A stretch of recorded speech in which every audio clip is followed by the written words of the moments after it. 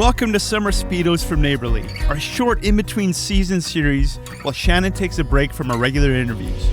I'm Johan, the producer of the show. Some episodes are field notes recorded outside in ordinary places where care actually happens. Others are story field notes, more cinematic reflections that start with a story from history or real life.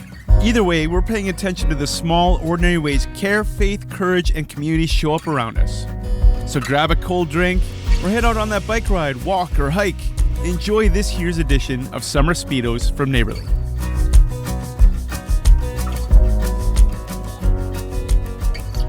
Usually these episodes start with something ordinary I've noticed. A neighbor waving first, a lawn chair sitting empty, a conversation that somehow starts after someone says they should probably get going.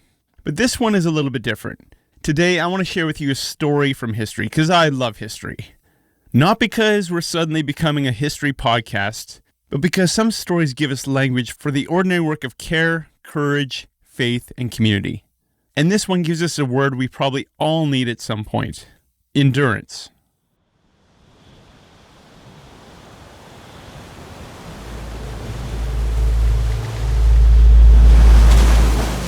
In 1914, Ernest Shackleton sailed south with a bold plan. He wanted to lead the first expedition to cross Antarctica on foot. The ship carrying him and his crew was called Endurance, which is one of those historical details you almost couldn't make up if you tried. It sounds like someone named the boat after the lesson before the lesson even happened. Now, before they reached the continent, Endurance became trapped in pack ice in the Weddell Sea.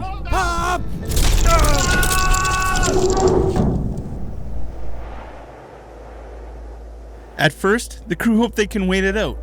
Ice was part of the risk. Delays were expected. This was Antarctica, not a Costco parking lot in July. But as the weeks passed, it became clear that they were not simply waiting for better conditions.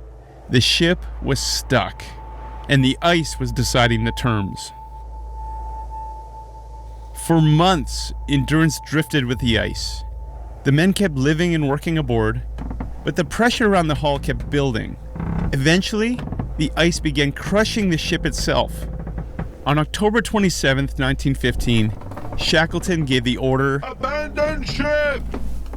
28 men left Endurance and moved onto the ice with whatever supplies they could save. They were hundreds of miles from help, with no practical way to call for rescue, and they were now living on a surface that can split apart underneath them. But what stands out for me is not that Shackleton had to manage the danger around them. He also had to manage what was happening inside the group. Cold, hunger, and exhaustion were obvious threats. But despair was dangerous too. Maybe even more dangerous. Once a group begins to believe that there is no way forward, survival gets harder very quickly.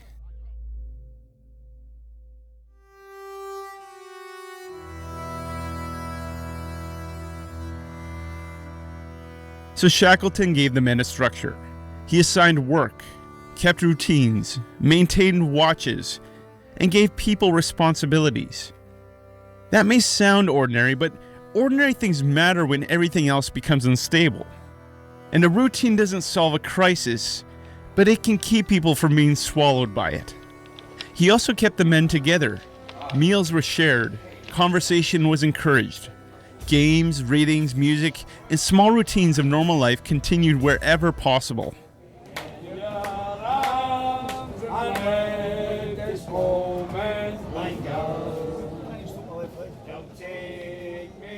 And I know games and readings on the ice sound almost cheerful until you remember the floor was actively a chunk of ice floating on water. But it was not escapism.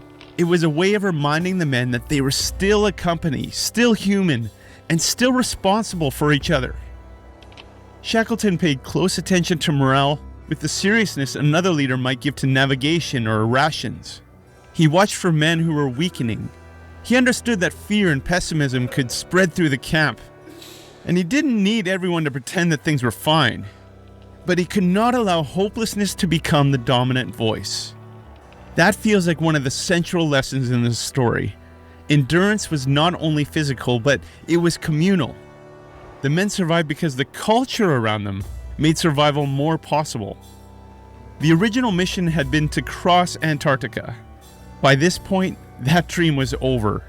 The ship was gone, the route was impossible, and there was no version of success left that looked like the plan that they had announced before leaving. But Shackleton seemed able to let the mission change without letting the story collapse. Crossing Antarctica was no longer the goal. Getting every man home and alive was. That is a different kind of leadership.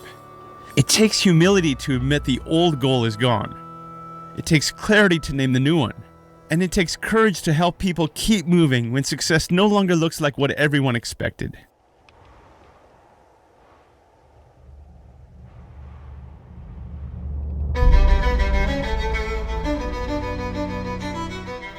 There are seasons of life where that is the work. Not pretending the original plan is still alive. Not calling failure a success because we don't know what else to say. But asking honestly, what does faithfulness look like now?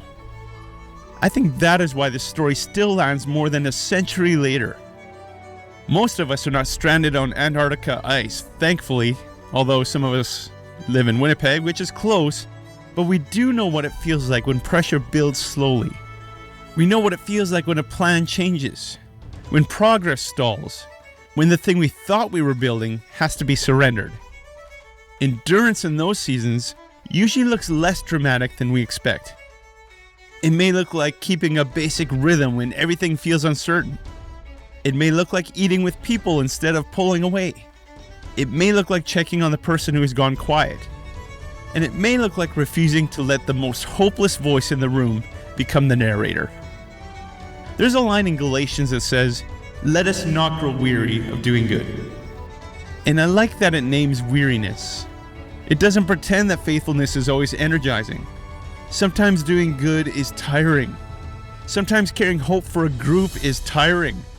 Sometimes staying present is tiring. But small acts of faithfulness can keep a person or a family or a community from being swallowed by the ice. So maybe that is the field note. Sometimes the victory is not reaching the destination you first imagined. Sometimes the victory is that no one is lost. Side note, Shackleton and all 28 men made it back home safely. You can look up the story if you want to hear more about it. This has been Summer Speedos from Neighbourly, short field notes for the in-between season, noticing the ordinary places where care, faith, courage, and community show up. I'm Johan. Stay curious and keep noticing.